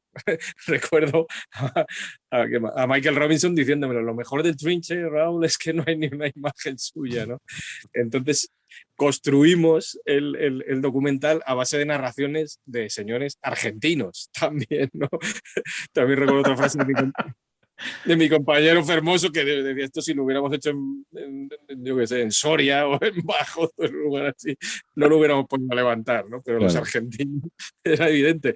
Darío Grandinetti, el actor, que me dijeron que era un carlovichista y tal, y cuando acabé la entrevista con él le pregunté y le había visto 2 partidos, pero eso le dio como para dar una entrevista de media hora hablando Claro. de Luego Trinche. salieron unas imágenes del Trinche. Claro, a eso digo, que luego justo había un trabajador de una productora, no exactamente de Rosario, sino de una pequeña ciudad cerca de Rosario, que rescató unas imágenes cuando el Trinche falleció en plena pandemia, muy, muy cerca en el tiempo además de Michael Robinson, y rescató unas imágenes en las que se veía al Trinche con 42 años, jugando en una categoría bajísima. A mí me dio miedo, me localizó, o él o alguien por internet me dijo, mira esto. Este tipo sí que tuvo además jolín, no recuerdo ahora su nombre, era Juan, por ahí lo debería tener yo anotado. No, Pablo Greco. Y Pablo Greco tuvo al menos la grandeza de que no intentó, tomando un término que usáis mucho vosotros, monetizar aquello, ¿no? Sino que lo colgó en internet para disfrute de todo el mundo. Y sí que es verdad que rascando en esos minutos se nota que hay una calidad, o sea, la visión de juego, la forma de la planta que levanta la cabeza, varios controles de balón, pases, regates, sin ser un compendio de todo lo que era el Trinche, algo se ve, algo se huele. Y bueno, y como antes decía Patch, para mí el haber hecho el reportaje o el informe de revisión del Trinche ha sido una suerte. O sea, es algo que parece que soy, muchas veces me da la sensación de que me repito, que parezca que yo soy el tipo que hizo el informe Robinson del Trinche, pero por otro lado creo que es una suerte, ¿no? Hombre. Y me han entrevistado en bastantes lugares preguntándome por el personaje, por el informe Robinson del Trinche, etcétera. Le tengo muchísimo cariño y justo cuando había retomado yo de nuevo mi relación con él, pasó lo que pasó y desapareció. Nosotros le intentamos, también lo hemos contado muchas veces, traer a Madrid para el 10º aniversario del programa, pero no quiso venir. Incluso la idea era llevarle al Camp Nou y que conociera a Messi y a su padre, porque el padre de Messi había visto jugar a Karlovic en Rosario y a Michael le había confirmado que era buenísimo, pero no se pudo dar. Yo le tengo muchísimo cariño al personaje y al informe. Y creo que tiene su base. O sea, que la leyenda se sustenta, ¿no? Creo, al final. O sea, claro, que gente como Pekerman o Menotti hable así de él, no creo que sea que lo hagan a la ligera, ¿no? Sino que fue un futbolista que les caló realmente. Patch, ¿cuál es el próximo documental que debería hacer Raúl? ¿Con qué personaje? Yo creo que tenía mucha razón Robinson cuando le dijo a Raúl esto de que lo bueno del Trinche es que no vea imágenes. Yo soy un ferviente, muy convencido de esto, porque es que lo que haces es que te lo imaginas. Te imaginas el mito por lo que te cuentan, se va exagerando y cada vez es mejor. Y te va sonando a toda gloria bendita todo lo que te dicen. Y como no lo has visto jugar, pues te lo crees y te entra. Y mi ejemplo aquí es un caso que es maravilloso porque la biografía que le hicieron se llama The Greatest Footballer You Never Saw. Que es que para mí es el que eso categoriza toda esta categoría, ¿no? Es el titular perfecto que define esto. Y el jugador es la biografía de Robin Friday, que era un jugador que jugó unos partidos en segunda división inglesa. Creo que era... En el Reading. En el Reading en tercera y luego en el Cardiff, pero que este era un poquito después de Best, pero que era ese tipo de cosa, ¿no? De que todo el mundo que juega con él decía, este hombre si se hubiera cuidado, si no hubiera fumado, si no hubiera bebido, si no hubiera salido hasta las tantas, si no se hubiera drogado, hubiera sido internacional 85.000 veces. ¿Lo sabremos? Pues ciertamente no, porque hay en YouTube 2 o 3 vídeos y francamente lo que hace es empujar un par de balones, con mucha clase, pero como empujar un par de balones, ¿no? Pero claro, el libro lo recomiendo fervientemente, es un libro maravilloso y te dan ganas de haber vivido esa vida, de haberle podido acompañar a Robin y te da mucha pena todo. Pero yo creo que esa es la gracia que tienen estos mitos. Ese libro, Patch nos lo regaló a mí y a Carlos Ranedo, porque esas comidas a las que ha hecho referencia, que eran el antecedente de esto, cuando eran los lunes de Karlovic, pero cuando por alguna razón no eran los lunes, eran on Wednesday, Robin Friday. O sea que así copábamos todos los días de la semana. Y el libro es absolutamente maravilloso. Nos abrió un mundo a Patch, yo tengo que reconocerlo. O sea, me abrió un mundo a la literatura anglosajona de fútbol. Justo a partir de ahí empezó a gestarse este boom que ahora vivimos. O sea, justo a partir de que nosotros empezamos a decir, oye, tendríamos que montar una editorial, ¿verdad? Justo a partir de ahí, alguien en algún oscuro lugar de España estaba pensando exactamente lo mismo. Y nos quitaron, como Raúl la demuestra, que nos quita a todo el mundo las buenas ideas. Claro. Efectivamente, pero ese libro debería publicarse en castellano, debería editarse en castellano. Y yo tengo que deciros que secretamente, en una época de mi vida un poco absurda, creo que tengo traducidos fatal a mi manera, pero 1,5 capítulos o algo así. O sea, una cosa loca que dije, mira, este libro habría que a lo mejor comprar los derechos y editarlo. Y como no tenía dinero, dije, bueno, tengo tiempo, en aquel momento, todavía no era padre, y me puse, tengo traducido porque es un libro increíble. Y yo le agradezco a Patch profundamente que me hubiera dado a conocer tanto a Karlovic como a Robin Friday, porque son mitos. Bueno, con el dinero de la monetización yo creo que podemos comprar los derechos y jugárnosla, ¿no? Sí. Lo reinvertimos, seguro que sacamos pingües beneficios. Carleto, ¿cuál es tu leyenda bohemia favorita? Vamos a ver. Yo tiro un poco más por lo maldito, ¿no? Que por lo bohemio, yo creo, en este caso. He hablado de Elias Querejeta. Quería solo citar a Giorgio Chinaglia, que yo creo que también aparece en otro informe Robinson, el del Lazio de las pistolas. Que también lo hice yo.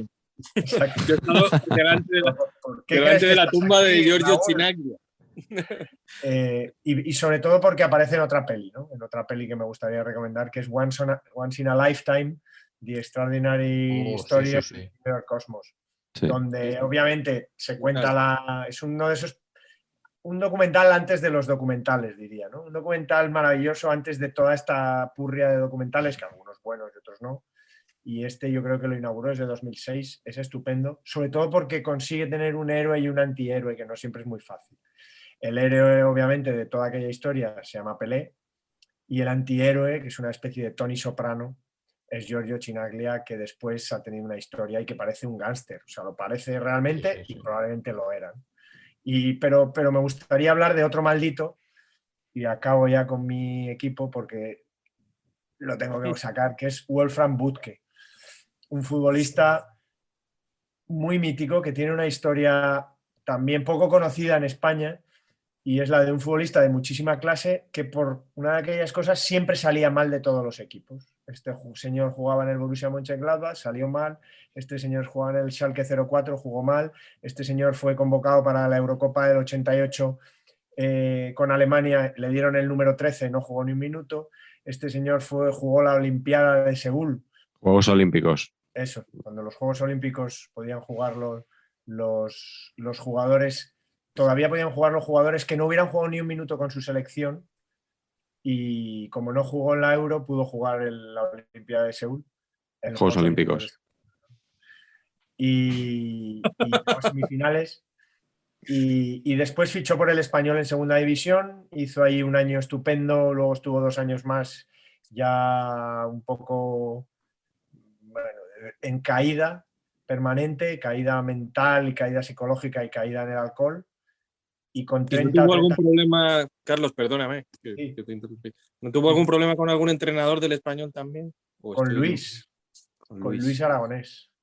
Esa es la temporada de Luis en el Español. Luis, yo creo, fíjate, y no me gusta hablar de, joder, que el pobre ya no está y le admiramos todos mucho, pero Luis, el año del Español, había estado 2 años sin entrenar, y yo creo que esa es la época que se ha hablado alguna vez de la época depresiva de Luis. Yo creo que coincide esa época, y le tocó un Español que venía de segunda, él lo mantiene, pero poco más. Un equipo con un presidente nuevo, Julio Pardo, que fue un poco también desastre, un club un poco así en situación mala, y Luis, yo creo que aquel año lo pasó muy mal. Además, Luis estaba loco por fichar por el Madrid, y como sabéis, porque eso también se ha destacado en algunos momentos, y ese es el año también que el Madrid le anda detrás. Y coincide y choca con Wolfram Butke, que viene de ascender al equipo, de ser importante en segunda, y ese año en primera ya mal, y al año siguiente, aunque le mete un gol al Madrid en Sarriá, ya también se va. Y a partir de ahí yo creo que ya no juega más que en el Saarbrücken un año y ya mal, y se retira con 31 años. Bueno, Wolfram Butke, habrá mucha gente que lo haya conocido y que no sepa que murió en el año 2015 en la miseria y de una cirrosis. Tuvo muy mala suerte también en la vida, es cierto, pero era también pues uno de estos rebeldes míticos. Hay 2 anécdotas de su ramalazo tóxico o de su ramalazo rebelde, y es que en el Borussia Mönchengladbach él acuñó un término para llamar a Jupp Heynckes, que si recordáis, Jupp Heynckes como que se ponía rojo a veces, era como una tonalidad así. Bueno, pues él le llamaba Osram a Jupp Heynckes, porque se enfadaba mucho con él. Está y bien. Se ponía como rojo, y le llamaba, vamos, el bombillas, ¿para qué nos vamos a engañar?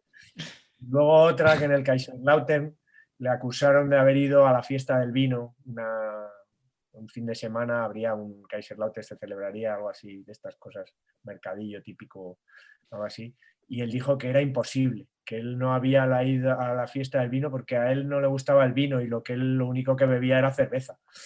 O sea, no negó en absoluto que no bebiera, pero sí cambió el vino por la cerveza. Bueno, un mito, Wolfram Butke, pedazo de pelotero, pero que vamos, que tenía un lado oscuro, depresivo. Sí, que nos lo recordaron además en el anterior programa, Futbolistas con Bigote. Nos recordaron a muchos jugadores que no habían salido y que por tanto tendremos que, en el próximo Movember tendremos que hacer una segunda parte de ese programa de Jugadores con Bigote. Yo me voy a quedar con Matt Letizier, ese jugador que nunca salió de Southampton para jugar profesionalmente al fútbol, aunque acabó luego en un equipo por ahí, creo que de aficionados, recibió el premio One Club Man, por cierto, del Athletic, que estábamos diciendo, con lo cual Letizia también ha estado en San Mamés con la fundación. Y yo creo que siempre se habla de la fidelidad de Letizia al Southampton. Bueno, este sí que es un jugador de YouTube, hablabas antes, Patch, de Tarap. O sea, Letizia es una locura, algunos goles son increíbles. Yo soy de los que han ido poniendo vídeos de YouTube a gente que no sabía quién era Letizia para que alucinaran viendo eso. Sí, señor, muy bien ahí. Pero bueno, dicho esto, ¿por qué no fichó por un club mayor? Pues probablemente porque no tuvo esas grandes ofertas. No tanto por fidelidad al Southampton, sino porque bueno, era un jugador que tenía fama de ser bastante vago. Yo no le vi jugar tanto. En la liga inglesa entonces, pues al Southampton igual lo daban 2 veces al año, ¿no? Y a lo mejor no eran los partidos en los que se salía Letizia. Pero bueno, ahí ha quedado como jugador que quién sabe hasta dónde podía haber llegado con semejante calidad técnica. Fue 8 veces internacional solo con Inglaterra. También parece el típico que a lo mejor necesitaba un equipo a su medida, ¿no? Para lucir. Y creo que esto le perjudicó también un poco. Lo que comentas de no verle mucho, para mí Letizia es el jugador de los lunes, igual que antes he dicho, claro. En una época de mi vida los domingos intentaba ver a Mágico, en otra época de mi vida ya más mayor, los lunes veía el día después por ver muchas veces a Letizia. Y recuerdo que tenía un amigo al que le fascinaba.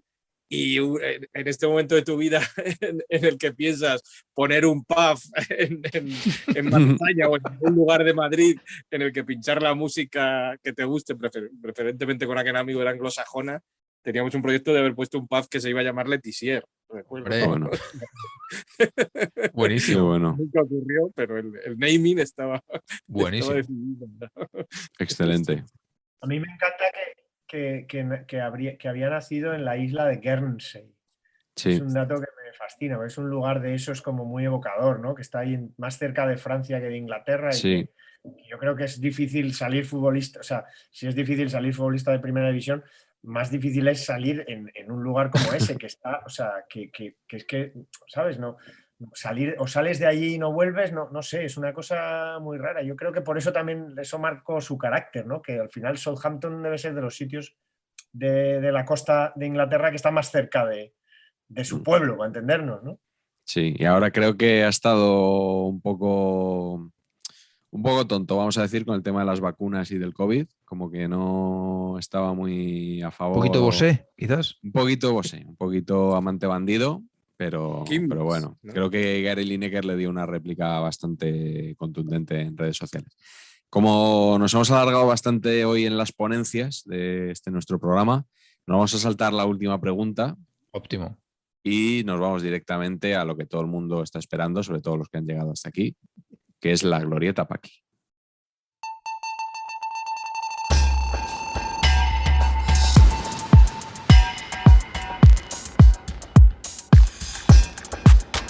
Pues eso, que el tramo de opinión más influyente del YouTube español es la glorieta Paqui. Hoy Patch nos ha preparado varios nombres de jugadores y tenemos que decir si estos jugadores cumplieron con lo que prometían al inicio de su carrera o no, ¿vale? Entonces, pulgar para arriba o pulgar para abajo.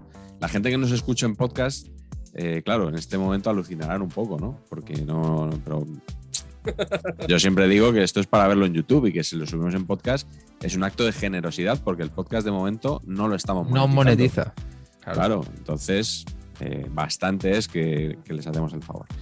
Vamos a empezar con un jugador por el que hay auténtica devoción en Camp Pacheco, como ya nos dijo en alguna ocasión, que es Bojan Kirkic.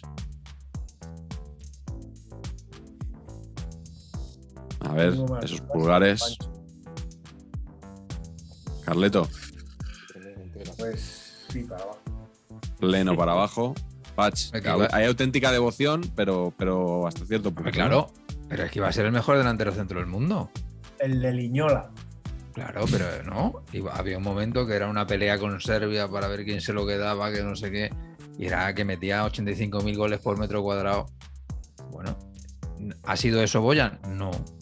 ¿Ha sido un buen jugador? Yo creo que sí, ha sido un buen jugador, pero yo esperaba muchísimo más. En equipos que no son el Barça también. Un buen jugador en equipos que no son el Barça. ¿Peor o mejor que Christensen? Mejor. Tomás Christiansen. Bueno, en Alemania hizo carrera Christiansen, ¿no? Yo te diría que peor. Peor, sí, tío. Hostia, yo creo que mejor. Pero debate interesantísimo, ¿eh? Hombre. De hecho, pasamos ya al siguiente jugador, que no es otro que Mario Balotelli. Joder, no sé, es que A ver, Carleto, esto es un mar de dudas. Yo saco vale, pulgar para arriba como Patch porque a mí Balotelli tampoco me pareció nunca tanto Claro, como decían algunos, ¿no? Yo tengo dudas con la formulación de la pregunta. Es que ¿cuánto esperábamos de él, Claro, ¿no? Claro. Exactamente, Ahí está. sí. No esperábamos gran cosa ninguno, ¿no? Yo no. A mí me parecía que era todo hype. Muy pocos eran los que realmente esperaban algo. No sé. yo tengo que reconoceros que más allá de la poesía, del cine, la literatura, los informes Robinson, los libros, no me gusta este tipo de futbolista. Soy muy radical con esto. Los futbolistas que no aprovechan el don que tienen me suelen caer mal en general. Lo digo aquí en el último minuto del último momento para librarme.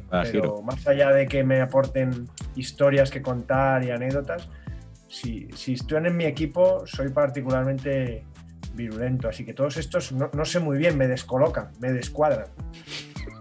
De verdad, os lo digo sinceramente. No, te he visto muy descuadrado en los 2 pulgares que has sacado, has tardado una Sí, eternidad. no, pero os lo digo de verdad, porque siento, no sé, muy injusto. Quizá porque yo he sido un futbolista que me habría gustado llegar a más alto y veo que gente con el don lo ha desperdiciado o no ha sabido qué hacerlo, que es muy injusto por mi parte también simplificar así, pero me descuadran, me descolocan. Sí, señor, tío. Muy de acuerdo contigo porque precisamente esto mismo se le ha criticado a Isabel Rábago en Secret Story, que pidió salir del concurso y tal, cuando había mucha gente que había sido eliminada y que quería seguir dentro de la casa. Entonces un poquito esto, teniéndolo todo, el no poder... ¿Pero de qué Y de estamos todas hablando? maneras, Carleto, en cualquier caso, tío, si por lo que sea necesitas hacer una objeción de conciencia a la glorieta Paqui, tú tranquilo, nos dices, mira, esto no puedo, no voto, y aquí tan friends sin ningún problema. Sí, nada más que es la sección estrella del programa, o sea que si hay que quitarla, se quita, no pasa nada. Que si tú quieres perder awareness, pues nada, no pasa nada. Todos para abajo. ¿Quién es esta mujer Rábago que has dicho? ¿Tiene que ver algo con el roto? Pues no te sé decir, no sé si... Andrés Rábago. No te sabré decir el árbol genealógico, no lo trabajo, de Isabel Rábago. Bien. Bueno, pues pasamos al siguiente jugador del que hemos hablado ya alguna vez en Saber y Empatar, concretamente en el programa de los debuts, y es el gran Robinho. Pleno de pulgares para abajo. Patch, ¿por qué te ríes? Venga, pues esta estaba más clara que... Sí, ¿no? Después del partido de Cádiz, otra vez vuelve a salir Cádiz. Expectativas aquí, claro, expectativas altísimas y luego pues... Y el concepto, me voy al City para ser Balón de Oro. Eso, claro, eso no ayuda. Ayuda, no. Me sorprende el siguiente nombre que has apuntado en la lista, que es Memphis Depay.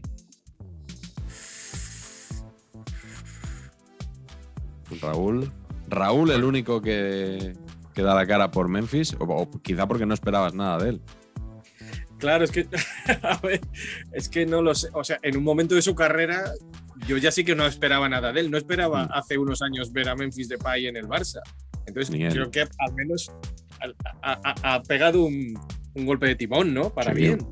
Y en el Barça está rindiendo. Quizás no es el delantero que desearía tener el seguidor del Barcelona, pero me parece que está a un muy buen nivel y con la selección holandesa hartándose a meter goles. Entonces, es verdad que hay un Memphis Depay que parece que va a ser la releche, luego hay una etapa de descenso, pero ahora vamos a darle un voto de confianza y además le queda carrera por delante.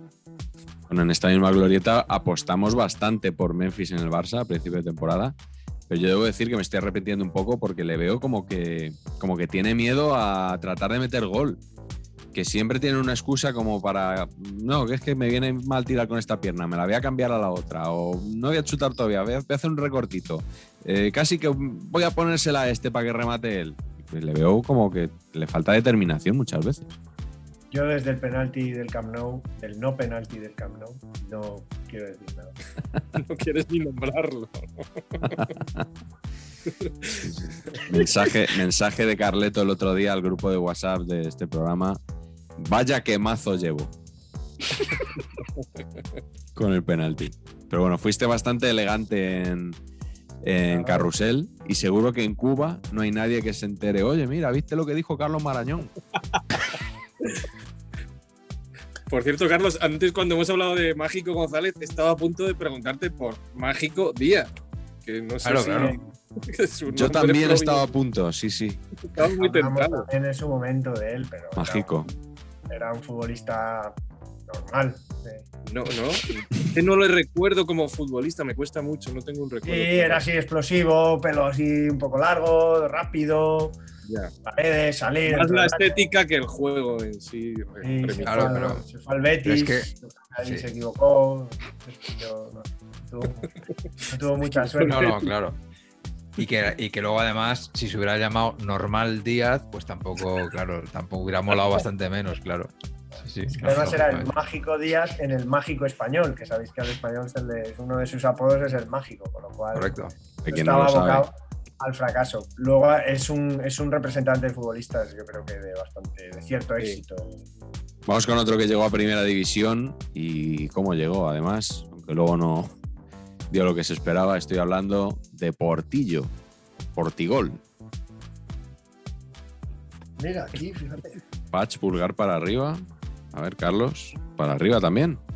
¿Vosotros creéis que cuando se presenta en el Real Madrid como el mayor goleador de la historia de la cantera y le mete ese gol al Panathinaikos desde el centro del campo, prácticamente ese pepinazo, ¿vosotros creéis que esas expectativas se cumplieron? Muy por encima. O sea, yo, según entró el balón por las redes, dije, siguiente temporada está en segunda B. Eso es lo que dije, exactamente. Según entraba. O sea que para mí ha hecho un carrerón. Un carrerón. Espérate, mi hermano lo eligió como jugador malo malísimo de los Sí, Osasuna. de Osasuna en libro. el libro. Sí, sin saber empatar, correcto.